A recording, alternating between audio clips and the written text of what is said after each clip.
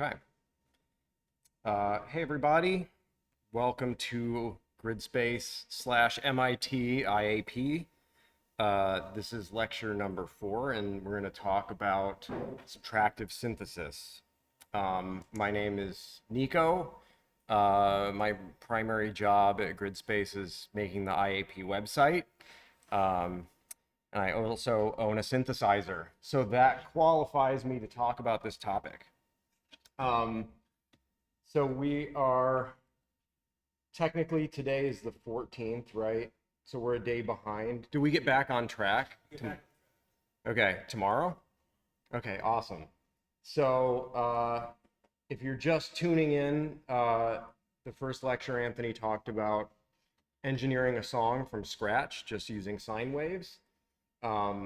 Then we talked about acoustics and signals and some of the theory behind that. And then we had noise engineering as a special guest yesterday talking about modular synths. And so I am also going to be doing mostly a synthesizer demo. The main purpose of this is just to make noise. I'm going to gloss over a lot of the more theoretical aspects. I'm not an electrical engineer, so I'm really just a guy with a synth. The goal is going to be to mostly just introduce the concept of subtractive synthesis. And then I'm just going to walk through this instrument. And hopefully by the end, you'll understand what most of these knobs do. And this is a great kind of introductory synthesizer because it's got most of the basics and it's pretty straightforwardly laid out. So I think it's a good challenge to see if by the end, people kind of understand what they're looking at here if they're not familiar with synthesizers. I'm not going to stop for questions, so if you have any, just shout them out or raise your hand or look them up on your phone and then shout the answer. Okay, so subtractive synthesis. So we've already talked about additive synthesis, where you plop sine waves down at different frequencies and you can create technically any sound from doing that. And so that, by analogy, is similar to painting additively on a canvas, right? Just adding paint. By contrast, subtractive synthesis, we're going to start with some noise ore, and then we're going to sort of like filter it down and remove stuff until it gives us a sound that's hopefully pleasant. So this is the Korg Minilog. This is an analog synthesizer. It's a fixed architecture synthesizer. So noise engineering yesterday was demonstrating a modular synth. And so unlike that, all of the connections to this are fixed in place. So you don't have to plug in patch cables to send inputs to outputs. But, you know, so it's a little bit less flexible, but you'll see it's actually still very versatile, and it's a little bit easier to get something that sounds good to come out of it, right? You're not going to have the problem most of the time where just, you know, you press a key and nothing happens and you have to like debug your circuits. In this case, it's just plays more like an instrument. This is a analog synthesizer, so most of the components are actually analog electronics. It's I think, except for a couple of features, not sampling this, so which is good because we're talking about sampling theory later. So this is just generating voltages with analog electronics, resistors, capacitors, and whatnot, and then sending them through various filters, and then producing just sound directly versus converting to digital and then reconverting to analog. This is a 4-voice polyphonic synthesizer, so that means that I can play up to 4 notes at the same time. And if I play more, what it's doing is actually removing the earlier notes that I played. So it kind of feels like you can play more than 4 notes, but really what it's doing is just halting earlier notes that you played. And you can kind of see this is the block diagram of this entire instrument. So this is kind of all you need to know. But you see this whole circuit here is just copy pasted 4 times. So that's why there's limits to how many different notes you can play at the same time. In theory, it'd be nice to just be able to play as many as you want, but you would have to replicate that circuit for every note that you wanted to play simultaneously. So this is 4 notes is a good trade-off. A lot of synthesizers are actually monophonic, which means you only play 1 at a time. And so this is kind of controls the cost of it, but at the same time you get a good kind of musicality to it. So the principle of subtractive synthesis is you want to start with some kind of like noise ore that hopefully has interesting harmonic content, and then we're going to filter that out. And so if kind of the way that this the circuit is laid out in this diagram is very similar to how it's laid out on the device itself. And it's unfortunate that you guys here can't see this. That's going to make this a little bit more difficult. But basically, on the left side of the instrument are things that generate tones. And then when you move towards the middle, then these elements of the instrument subtract back out certain parts of those tones.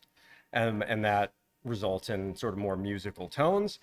And then as you move further to the right, there are envelope generators, which can kind of further shape the volume of the tone over time. And then there's a few filters on the end. So you can see that kind of on the left side. So VCOs are what are known as voltage controlled oscillators. So those are the oscillating elements that actually generate noise. And then most of these components here, right to the left of this VCF block, are all about changing the shape of those oscillators and causing them to interact in different ways. And the reason that you do that is to create more interesting harmonic richness to the sound before it gets filtered. Because then once you've generated that tone, you're going to be just amplifying or reducing different parts of the harmonic spectrum. All right. So these are kind of our basic building blocks on this synthesizer that we can use to create sound. So this is our friend, the sine wave. So, you've seen this is the time domain graph of the sine function on the left, and then on the right is our harmonic diagram of it. So you can see there's just an impulse at the frequency of the sine wave and no other harmonics.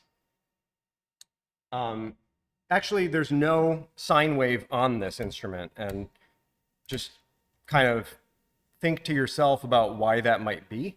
Like, a sine wave's pretty easy to generate in electronics, so why not put a sine wave generator on here? This actually only has 3 options for each oscillator: a triangle wave, a sawtooth wave, and a square wave. So this is the sawtooth wave. And so you can see it's got a base frequency, and then at multiples of the basic frequency are the harmonics, as we've discussed.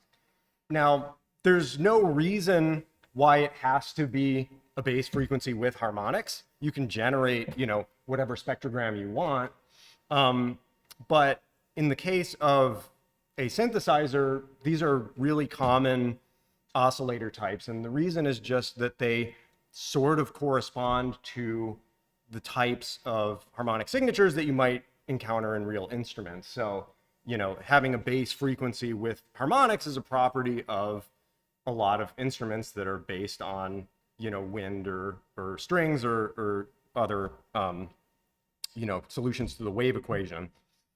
So it's just a good starting point if you're interested in generating musical instrument-like sounds.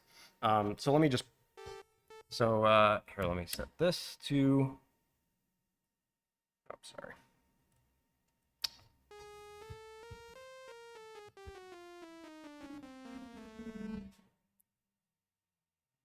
So that's the sine wave. So some people say that sounds like brass, I guess. This is the square wave. And so you can see the spectrogram of the square wave is different. So we're missing all of the even harmonics. And so there are a lot of instruments where the even harmonics are reduced, or, you know, normally they're not completely gone, but you can add this with other elements to kind of create wave shapes where the even harmonics are reduced. So that sounds like this.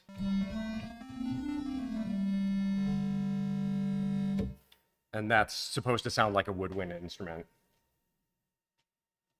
And then the last shape of the oscillators are triangle waves, which kind of, by their shape, sound a little bit like sine waves. And you can see it's the same as the square wave, where it's only got the odd harmonics, but they're reducing a lot faster, right? So it looks in the harmonic diagram, it looks a lot like a sine wave, right?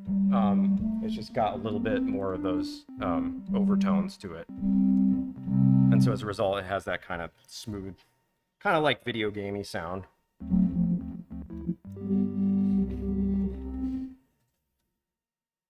And then this is noise. And this synthesizer actually has a noise generator. So if I turn down the oscillator, you can just, and you'll notice that, you know, no matter what note I press, it sounds the same. Noise is noise. And then this is the time domain, and then that's the frequency domain. So the Fourier transform of noise, or white noise, is noise. So those are our basic components.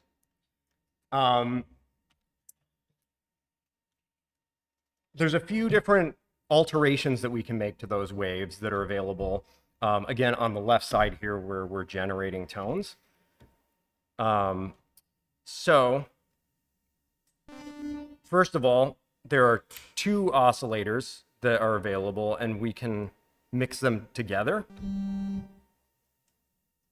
And so let me just, so right now they sound pretty similar because they're both the same waveform type, but we can do things to make them sound distinct. So one thing we could do is change the shape of the second oscillator. So now we're getting a sum of those two sounds, which is kind of nice. You can change the pitch of one relative to the other.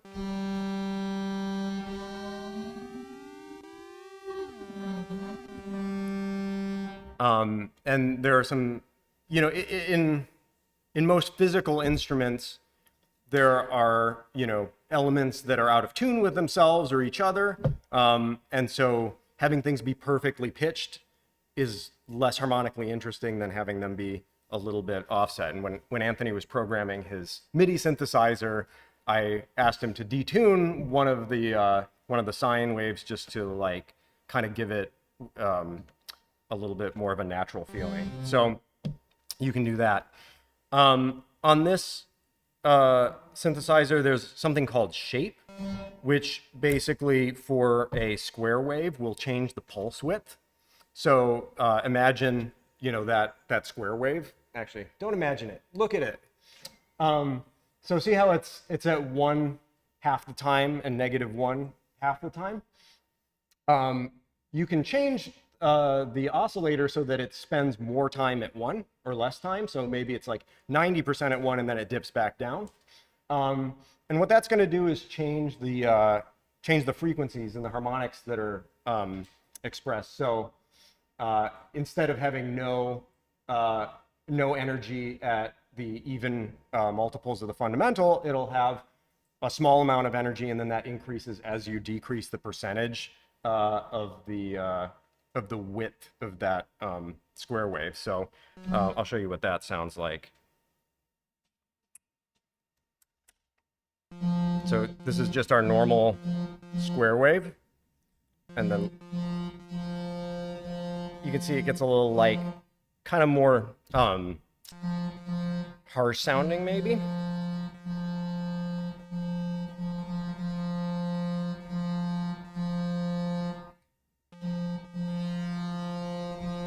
it's got that kind of buzzy sound. Okay.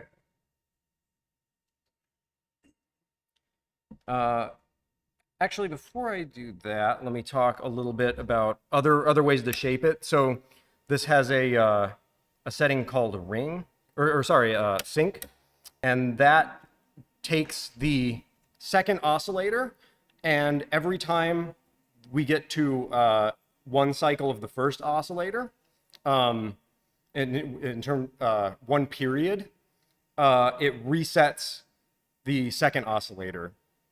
And so what that looks like is, you know, it may be at some part of its waveform, and then it'll all of a sudden jump back to the previous part of its waveform. So if you have, for example, a sawtooth wave,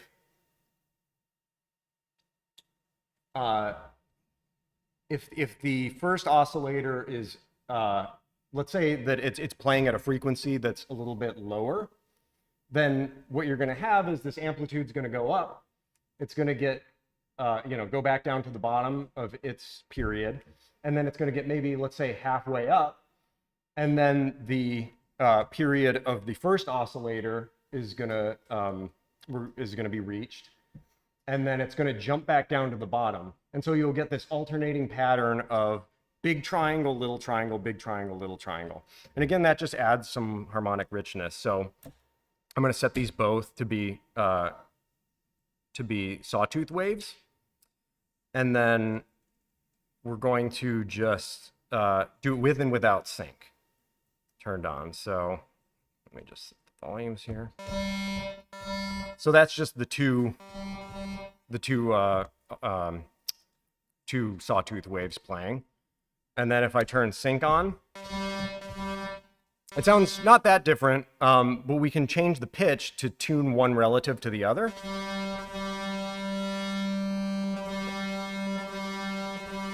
I don't know if you can hear that.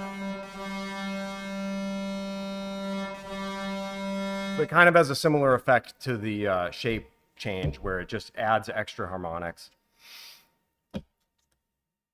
Okay, so that's kind of an overview of the ore of the subtractive synthesis. So all of this stuff was really just generating a sound with lots of harmonics that are roughly musical, that sort of mimic is how instruments work. And then the next step in the instrument is the filter. And so this is a diagram of an ideal low-pass filter. So basically, this is in the frequency domain. So you can see, like, in an ideal world, a low-pass filter would multiply the frequency domain of your signal by this step function here, where everything below some cutoff is just multiplied by 1, and everything above it is multiplied by 0. And so basically you would just be left with the lower frequencies.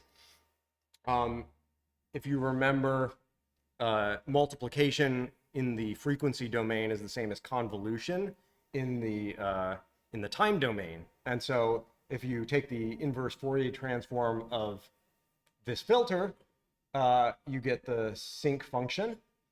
And so basically, if you convolved your time domain signal with this sync function, which goes on infinitely in both directions, then you would have a perfect low-pass filter. But because, number one, you don't have an infinite signal, and number two, we're constrained by what is practical in analog electronics, we're not going to get a perfect low-pass filter, which is actually a good thing in this case because, you know, we're making art here. It would be a very boring synthesizer if we just dropped out high frequencies. So, so instead, the filter looks something like this. And so this is a resonant filter, which means that the output is fed back in. And so it can actually interfere with itself. And so as you see, as we approach the cutoff frequency, it actually boosts those amplitudes, which can create a really interesting sound. So you see it sort of curves up. There's a little resonance boost at the cutoff frequency. and then it slowly tapers off. It's not a like harsh edge. And you can actually adjust by selecting a different filter whether or the rate at which that cutoff happens, and so that can create different sounds.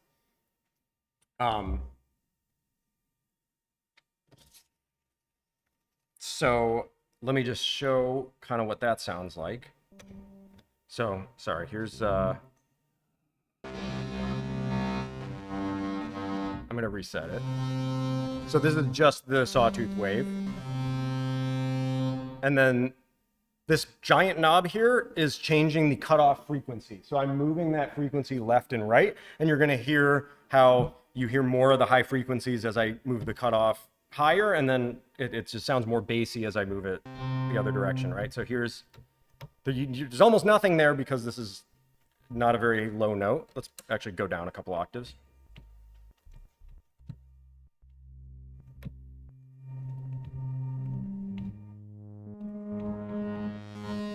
And there's those high frequencies which make it kind of sound more metallic.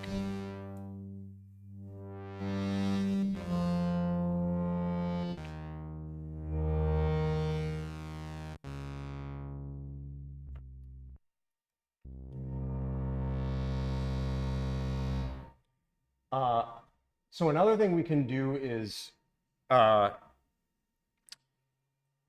change the resonance,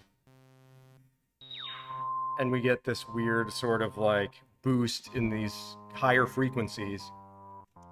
And one thing that you can do with this is if the so this component will actually self-oscillate, so it'll generate a sine wave just on its own. So it acts like an oscillator if the resonance is high enough. So I'm just going to turn down the oscillator completely, and you'll hear just, here we go.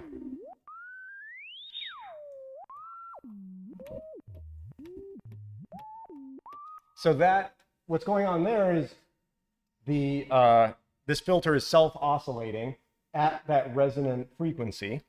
And when I change the cutoff frequency of the filter, it's changing the pitch. And so you get that cool kind of like R2-D2 sound, basically.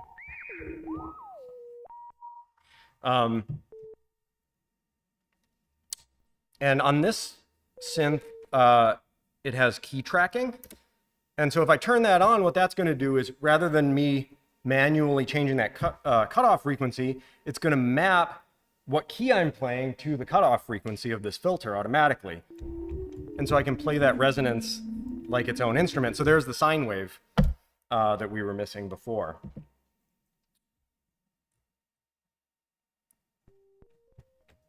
And now I don't know how to get back. All right. Okay, cool. So after our low pass filter, this middle section, which you can't see, is the envelope generator. And so I think mentioned this in another lecture, but this is sort of the standard envelope model. And I'll just talk in slightly more detail about it, but basically there are 4 values, and what is sometimes confusing about it is 3 of these values you're modifying in the time axis, and then 1 of them you're modifying in the amplitude axis. So if like, so for example, attack, if I change this knob that says attack and make it bigger, what that's doing is moving this line to the right. So it's making the attack take longer. So you can see as I hit the key down, it's taking a long time to get to its full volume, and if I make that smaller, that time changes. Decay is the same thing. So once it gets up to its full volume, it's going to change direction, and the amount of time that it takes to go back down is determined by the decay. So you'll hear it kind of goes back down. Sustain says what the height of that plateau is. So if I set sustain to 100%, then it never decays back down. And if I set it to 0, it's going to go back down to silent. And then the last one is release. So that's just after I let go, how long does it take before it decays back down to 0? Obviously, if sustain is all the way down, then release doesn't do anything.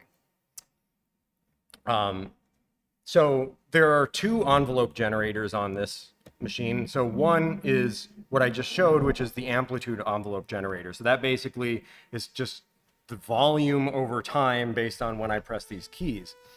The second one is a semi-modular envelope generator that can be changed to affect different other attributes of this. So for example, I can make this envelope generator change the pitch of the second oscillator, and so that's going to make it go like woo when I like press the keys. So let me show you what that sounds like.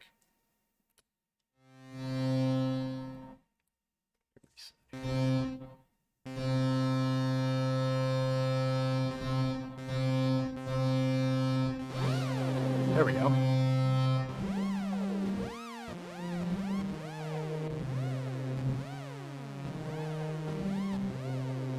So technically I could do all of this just by like having more hands and like doing this with the knobs, but having the envelope generator sort of automates what you would normally do, and it just frees you up to be creative in other ways.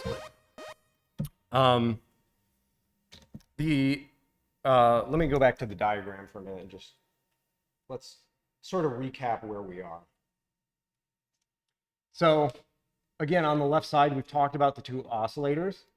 We talked about the shape filter, and so that's just changing the harmonics. We talked about the noise generator.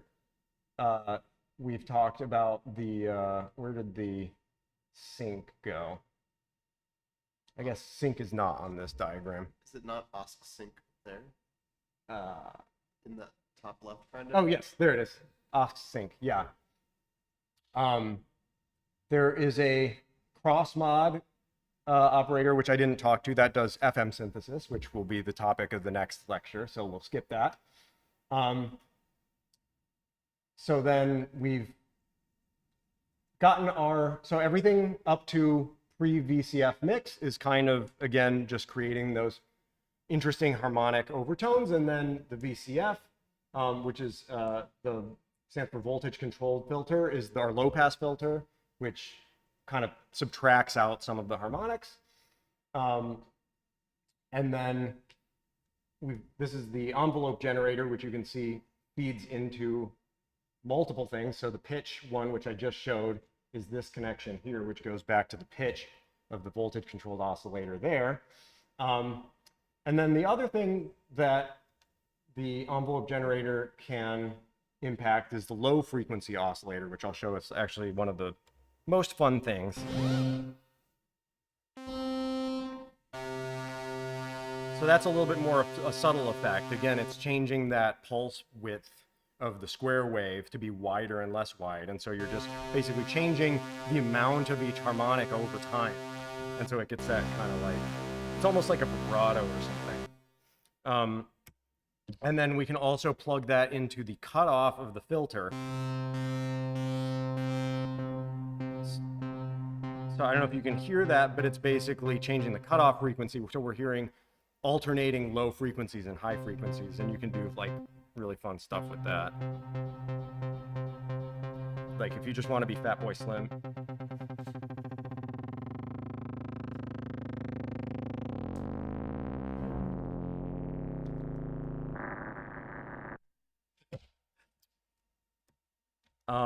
Okay, and so that's kind of the last step on the train, and then on the very last step of the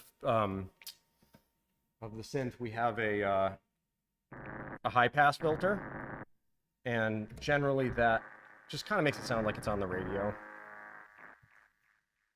Here, let me put that out so you can hear just the effect of that.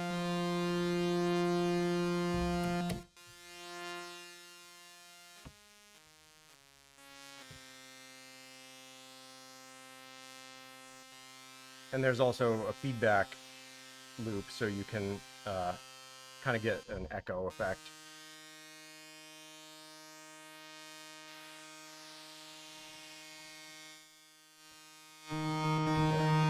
There you go.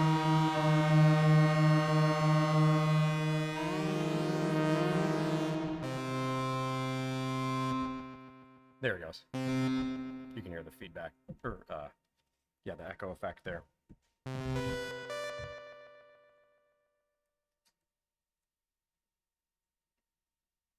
So yeah, so one interesting thing you can do is look at frequency spectrum, a spectra for various instruments, and then try and figure out, like reverse engineer how you might create a sound like that on the synthesizer. So for example, like, you know, if we're looking at a flute, say, it looks like we've got, I can't tell if, so the first harmonic's really strong. There's a really steep cutoff after that.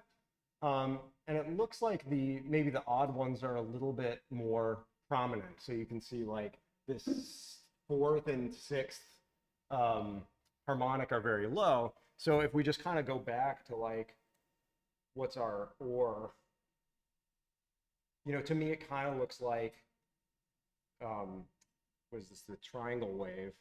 And so you could maybe start, if you were wanting to reproduce like a flute sound, you might say, okay, well, like let's start with a you know, a triangle wave. And already that's a little bit flute-like, but we could, you know, further refine that by maybe saying, okay, like we want actually some of the even harmonics too. So what if we just added in like a square wave as well, just to give, but at a lower volume, so that those are.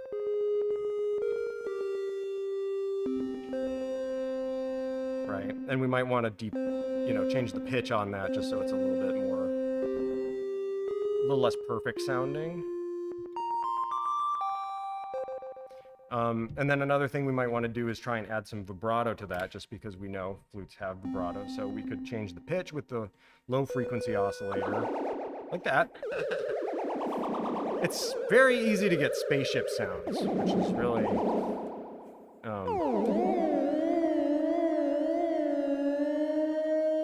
so what I'm doing is turning down the intensity of that, so it's just a more subtle effect. There, now we got a nice little vibrato. Let's try adding the filter to maybe drop off those higher frequencies a little bit more.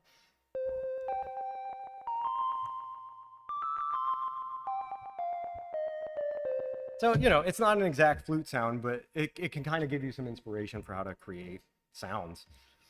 So yeah, that's mostly it. Did that make sense?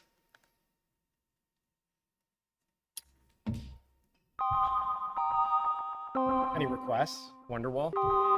Yeah. Is there anything that, I don't, you mentioned the shape thing, but like anything that does sort of like a clip or soft clip to the waveforms? Is there any way to do something like that or engineer that? Like a clip, as in trying to remove? Or like distortion, basically. I'm not on this synthesizer. I mean, the main way that you would remove frequency bands is with the high pass and the low pass filters. Oh, I mean, like, but yeah, like volume, amplitude, basically. Oh, yeah. I mean, you can overdrive this thing for sure. Let's see if we can get it to clip. We're gonna probably want to do.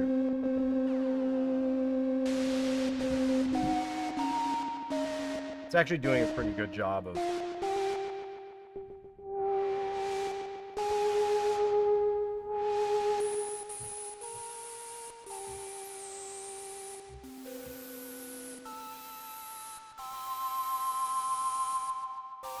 Yeah, never mind, it's not clipping.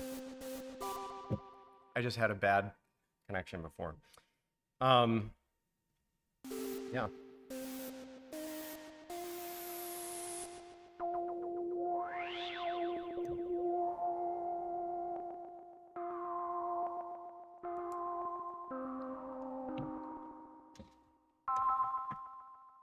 Anybody else want to hear anything?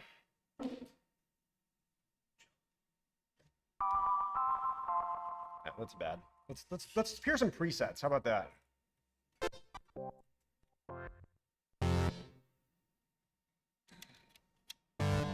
Nah.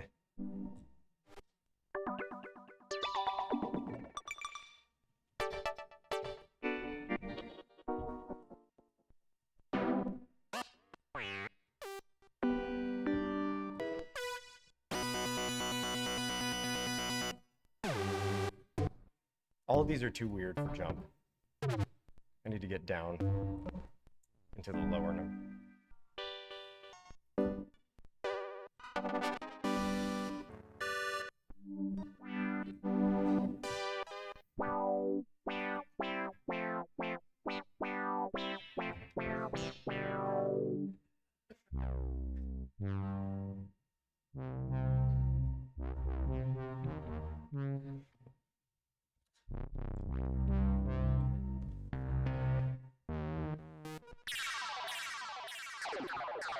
Oh, yeah, one other thing that kind of creates some interesting sounds is, so I've been basically playing this entire time in polyphonic mode. There are various other modes that have to do with which keys attack when you play them. I think the most different sounding of them is unison mode. So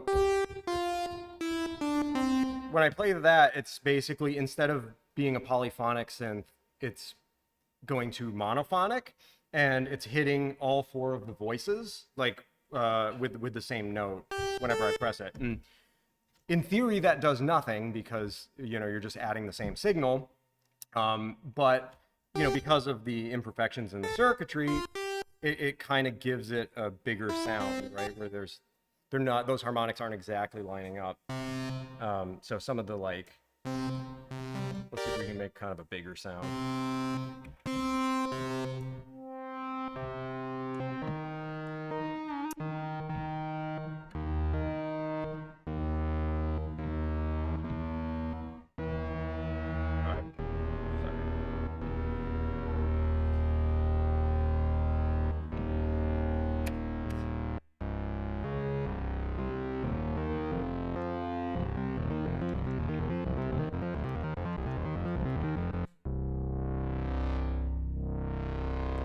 That's just the most fun thing, is just play with the cutoff.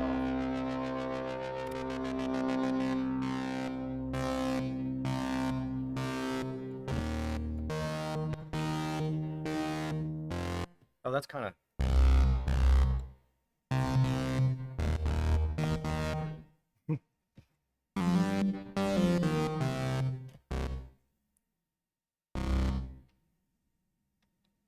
You can all go home.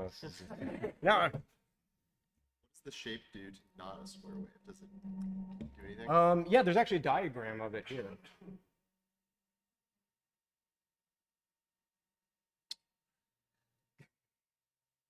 Okay, it's kind of hard to see, but so this is square wave. So see, it's changing the width of that pulse. For triangle wave, it's kind of doing a similar thing to what it was doing with the sync, where it's basically creating two peaks, and then the height of that second peak is determined by the shape. So it kind of it's like it inverts the top of the mountain.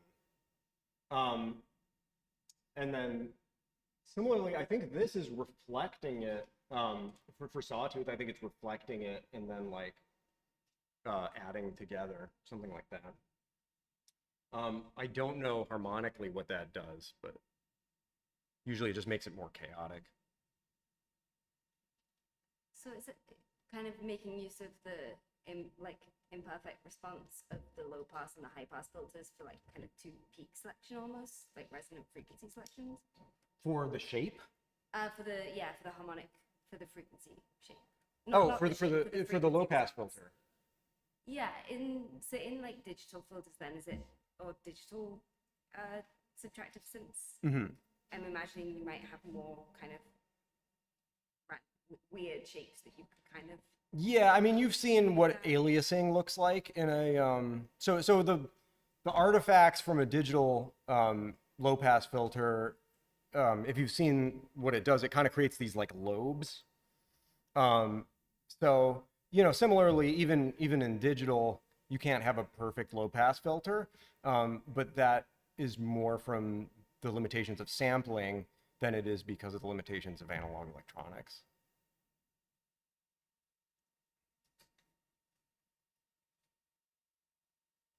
Is there like a looping thing on that synth? Like you wanted to have a baseline while you were adding in other. Yeah, there's a sequencer on it, which I didn't talk about because that's just sort of automating key presses, and I tend to just like to play anyway. But yeah, you can record. It's a very basic sequencer, so you can't make very complex melodies. But if you just want to loop something, another option that it has is an arpeggiator. So what that does is if I turn that on and like let's just play. So that's just going to play all of the notes that I'm playing in a sequence up and down.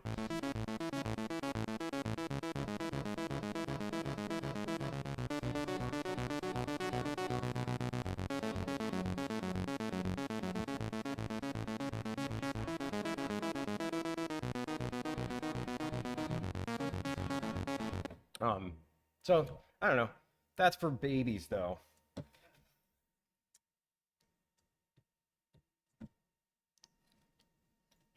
people try to learn to like properly shred on these things, or is it mostly about making?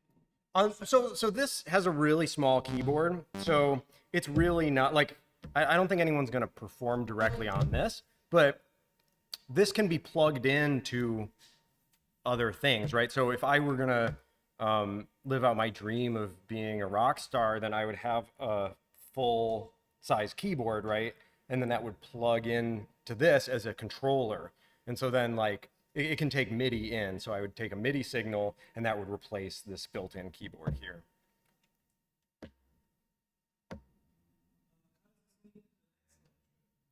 Great question. What's the next lecture? It's FM synthesis, right? Nope. Oh, sampling, wavetable, granular formats. Who's doing that one? Oh, Anthony. Anthony, how does this lead into your lecture?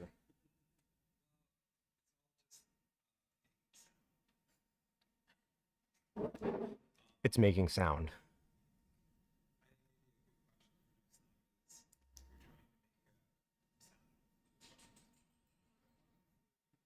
Yeah. Yeah, for sampling, that's definitely the question. Okay. Thanks.